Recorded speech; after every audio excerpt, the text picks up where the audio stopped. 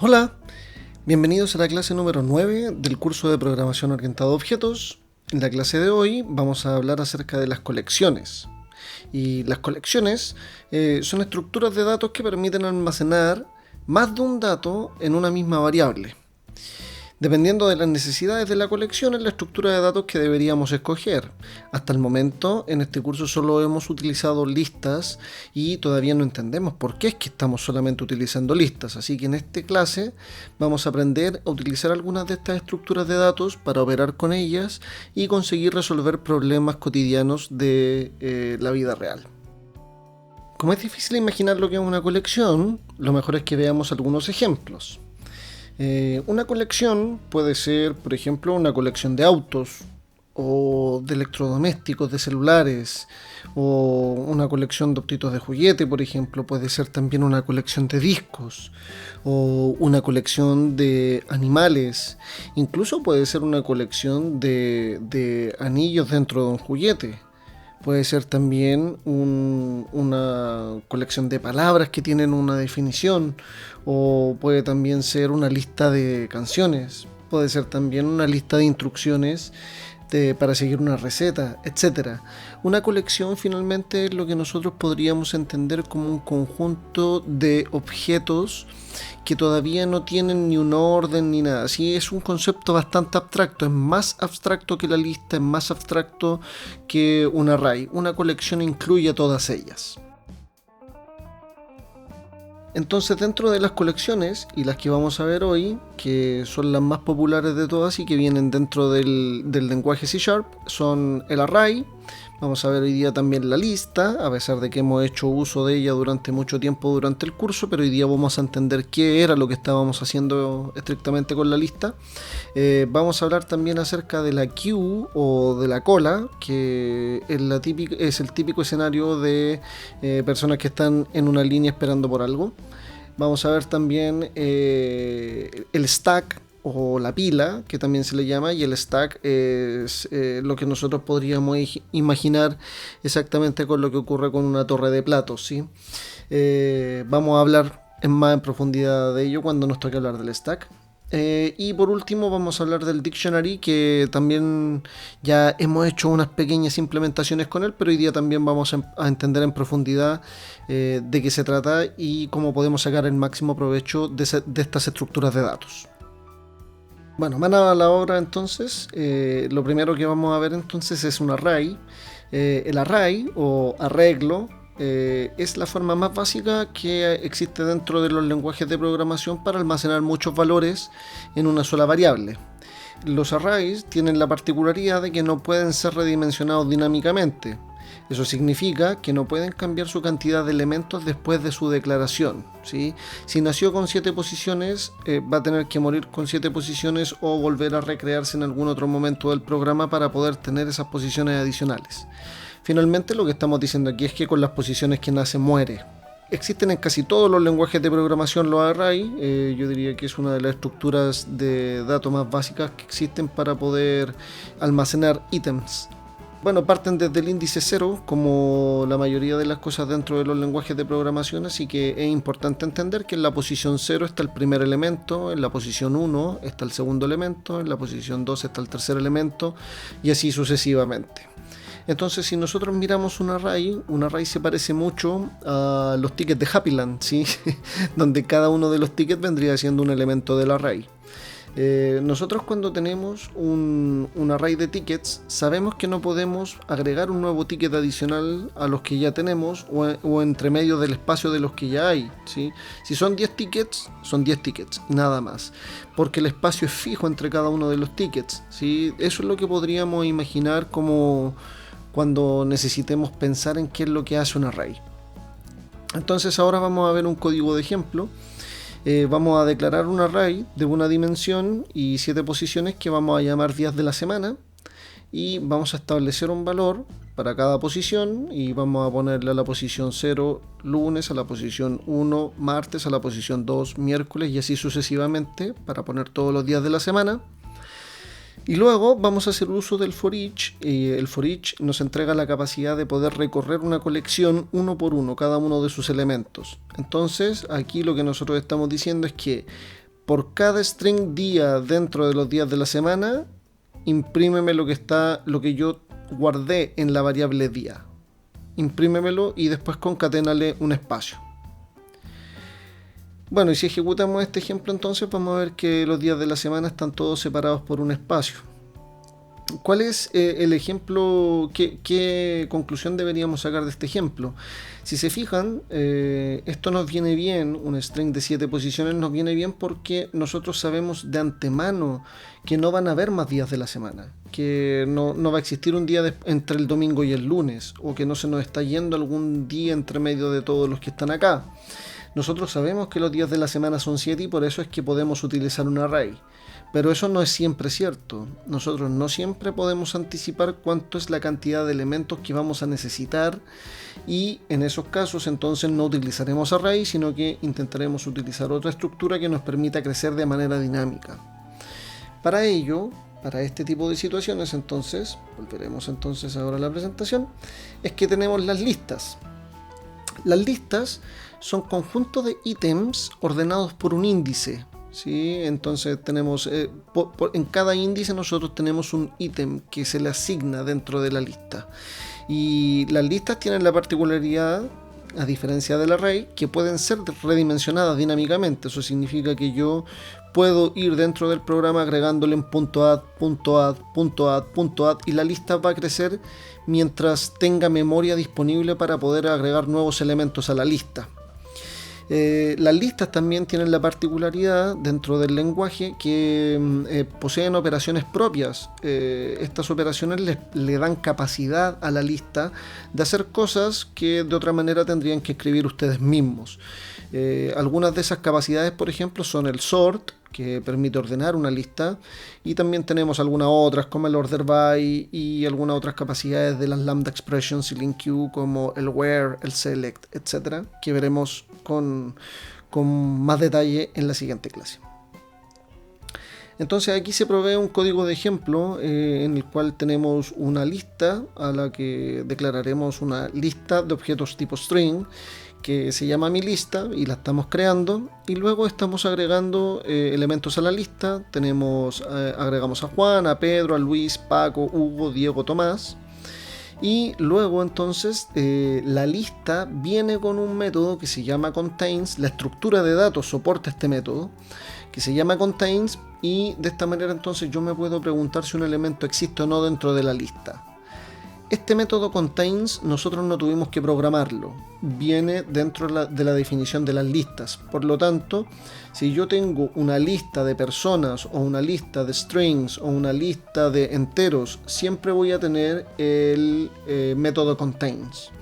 Y lo mismo pasa con el método siguiente que tenemos ahí, que elimina la primera posición de la lista, que es el removeAdd, y el removeAdd recibe un índice que es el índice de la lista el cual se quiere remover.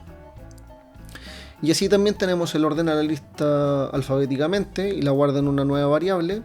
Entonces estamos declarando ahí var lista ordenada igual a mi lista.sort, y nos damos cuenta entonces que si ahora imprimimos la lista, todos los nombres están en el orden que corresponde, y si después imprimimos lista ordenada, están todos los nombres de manera ordenada y no como se agregaron dentro de la lista. Bueno, la siguiente estructura que vamos a revisar es la cola, ¿sí?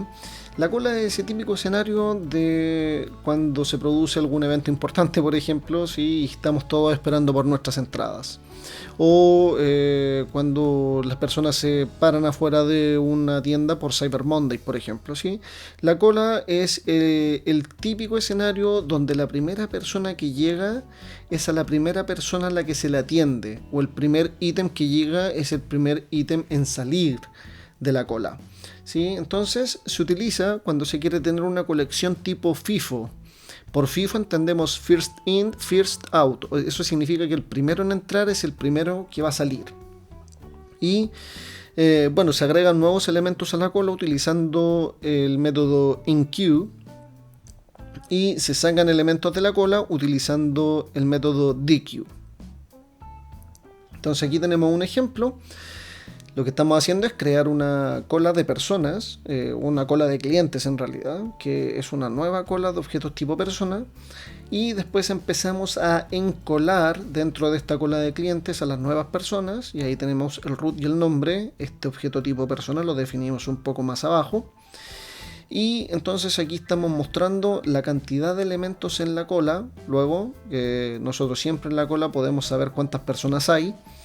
Y luego estamos ahí imprimiendo los clientes que están en la cola. Si se fijan, podemos también en la queue, al igual como lo hicimos en la lista y como lo hicimos en el array, tenemos la capacidad de ocupar el for each. Y entonces ahí estamos imprimiendo todos los clientes de la cola. Después de ello, estamos desencolando un cliente y lo estamos guardando en la variable desencolado 1. Luego estamos desencolando al segundo cliente y también lo estamos guardando en la variable desencolado 2. Y si ahora imprimimos a la lista de clientes, deberíamos ver en la pantalla que solamente quedan 2 clientes y que son exactamente los 2 últimos que agregué, puesto que los primeros 2 en desencolarse fueron Edgardo y Romy.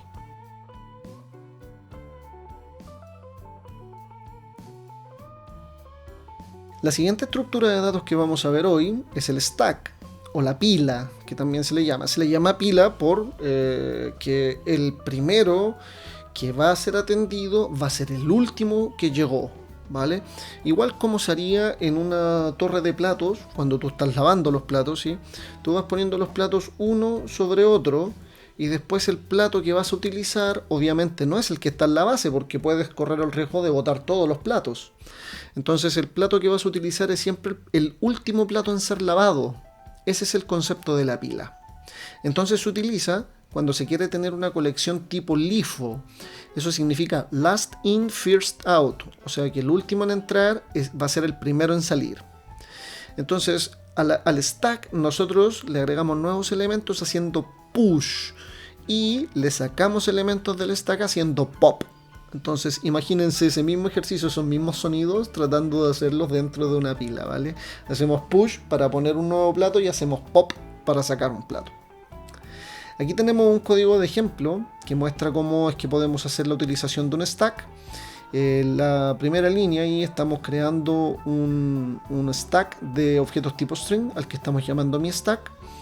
Y luego estamos empezando a pushear, estamos empezando a empujar elementos dentro del stack, ¿sí? No fue muy creativo el ejemplo, pero estamos agregando el primero, segundo, tercer, cuarto, quinto y sexto ítem, en ese orden, ¿sí? Entonces después vamos a mostrar la cantidad de elementos del stack para que podamos ver que esto está funcionando. Debería mostrar 6. Y luego vamos a utilizar un método que viene disponible dentro de la estructura de datos tipo stack, que es el pick. Y el pick lo que hace es que te permite ver el tope del stack sin sacar el elemento del stack. Es como ir a mirar el plato, pero no tomarlo, ¿sí? Esto es un escenario recurrente cuando uno tiene un stack, porque uno quiere saber qué es lo que va a sacar de la pila antes de sacarlo de la pila. Entonces por eso es que estoy mostrando aquí el ejemplo de cómo utilizar el método pick. Y luego lo que vamos a hacer es sacar un elemento del stack, y si se fijan lo estamos guardando dentro de la variable obtener tope del stack. Estamos haciendo mi stack.pop, o sea, estoy sacando un plato, ¿sí? Luego estamos de nuevo haciendo pick, y ahora este pick debería entregarnos un resultado distinto al anterior, porque ya sacamos un elemento del stack, ¿sí? Y luego estamos mostrando la cantidad de elementos para que se vea que nosotros realmente sacamos un elemento. Estamos luego vaciando el stack, y de esta manera entonces queda con 0 elementos y no hay que andarle haciendo permanentemente pop, pop, pop, pop hasta que quede vacío.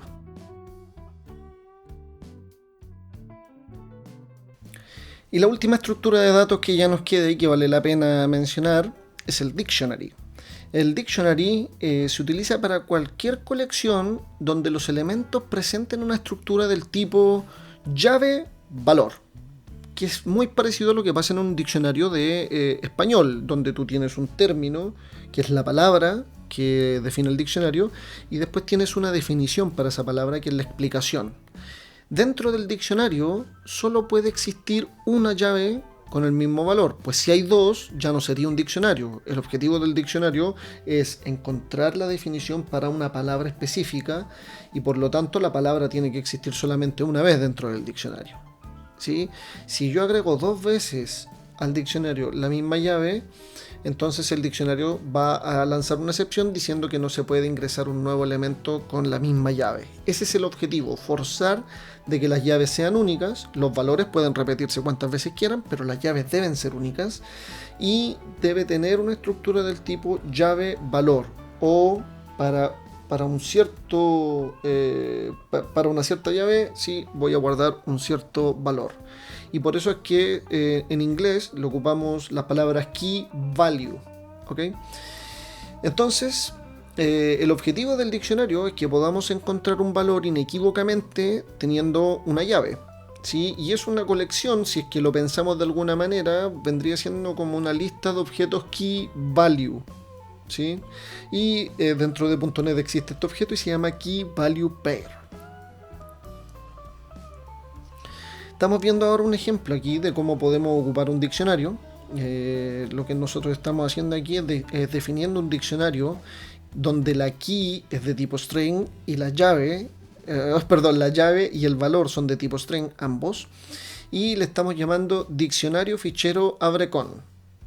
¿Vale? Que vamos a guardar dentro de este diccionario la extensión en la key, la extensión porque no pueden haber dos extensiones iguales, no, si un fichero es txt es porque es de texto plano. Entonces lo que estamos haciendo es que estamos guardando la extensión y en el value estamos guardando cuál es el programa que abre esa extensión. Entonces ahora vamos a empezar a agregar elementos al diccionario. Se puede ver que los valores pueden ser duplicados, pero las llaves no, ¿sí? Fíjense que tenemos en las llaves txt, bmp, div y rtf. Y ahí no se repite ninguna llave, pero para abrir los BMP y los div, yo para ambos ocupo paint.exe, por lo tanto fíjense que ahí en los valores sí se puede repetir, donde no se puede repetir es en la llave. Entonces vamos a intentar agregar un nuevo elemento para probar que si una llave está duplicada se lanza una excepción. Por eso vamos a poner ese bloque try catch. Ese bloque try catch lo que va a hacer es intentar hacer lo que está en el try y si no funciona va a caer dentro del catch. Y vamos a ver que si nosotros agregamos al diccionario ficheros abrecon, agregamos la extensión, nuevamente la extensión txt, pero le ponemos otro programa, incluso podríamos poner el mismo y aún así se caería, porque estamos repitiendo la llave. Bueno, entonces si todo eso funciona, debería aparecer en pantalla una línea que dice ya existe un elemento con la llave txt. Luego vamos a preguntarle al diccionario si ya contiene la llave ht. Y fíjense que para ello, entonces vamos a preguntar si el diccionario fichero abrecon no contiene la key ht, ¿sí? Porque estamos negándolo justo antes en el if, estamos diciendo diccionario fichero abrecon.contiene la key, sí, y si la respuesta es sí, négala. Y si la respuesta es no, niégala, lo cual sería un verdadero. ¿Sí? El signo de exclamación antes siempre niega el término booleano que tiene inmediatamente después. Y luego entonces tenemos el diccionario fichero abrecon.add y ahí estamos agregando la nueva extensión con el nuevo programa y estamos imprimiendo por pantalla que se agregó el valor para la llave y ahí estamos accediendo, si se fijan, al valor mediante la recepción del diccionario de la llave. O sea, si yo pongo diccionario fichero abrecon y adentro le pongo la llave, eso me va a entregar el valor que hay en esa llave para el diccionario, dentro del diccionario. Entonces, luego de eso lo que estamos haciendo es imprimir el diccionario utilizando for each, transformando sus elementos en objetos tipo key value pair, que era lo que yo les decía. Un diccionario finalmente puede ser visto como una lista de objetos key value pair. Y lo que vamos a hacer es vamos a imprimir una línea entonces, luego vamos a hacer el for each, donde vamos a transformar cada uno de los elementos del diccionario en un key value pair de string, string, porque sabemos que el diccionario es de string, string. Y luego entonces vamos a imprimir por pantalla todas las llaves y los valores que hay dentro del diccionario. Luego, si quisiéramos remover un elemento del diccionario, basta con hacer la operación diccionario fichero abrecon.remove y le damos la llave que queremos eliminar. Estas estructuras de datos nos permiten gran versatilidad a la hora de pensar nuestros problemas. Hasta el momento nosotros estábamos pensando siempre nuestros problemas en forma de listas, puesto que era la única estructura de datos que podíamos utilizar y con la cual contábamos conocimiento para utilizar. Ahora, con estas 5 estructuras de datos que acabamos de aprender, nosotros ya tenemos herramientas de precisión para poder atacar un problema específico y además guiar a los desarrolladores dentro de ese problema específico, dado que ya no, si nosotros especificamos, por ejemplo, que una lista es una lista, le estamos diciendo al desarrollador de que lo importante es el índice con el cual se ordenan los ítems. Mientras que si nosotros utilizamos una queue, lo que le estamos diciendo al desarrollador es que es importante que se respete el orden en el que se atienden los ítems, ¿sí? Y cuando ocupamos un diccionario, lo que le estamos diciendo al desarrollador es, cuando utilices esta estructura, lo importante es que hay una llave, y esa llave es inequívoca para identificar una definición o un valor. Bueno, eso fue la clase por el día de hoy. Vamos a hacer algunos ejemplos ahora para poder soltar los dedos y practicar todo lo que aprendimos en esta clase. Pero hasta aquí llegó la parte teórica, espero que la hayan disfrutado y pongámonos entonces manos a la obra para poder sostener este conocimiento dentro de nuestros cerebros. Espero que les haya gustado, yo sin duda que lo pasé muy bien y nos vemos en la próxima clase. Muchas gracias, chao chao.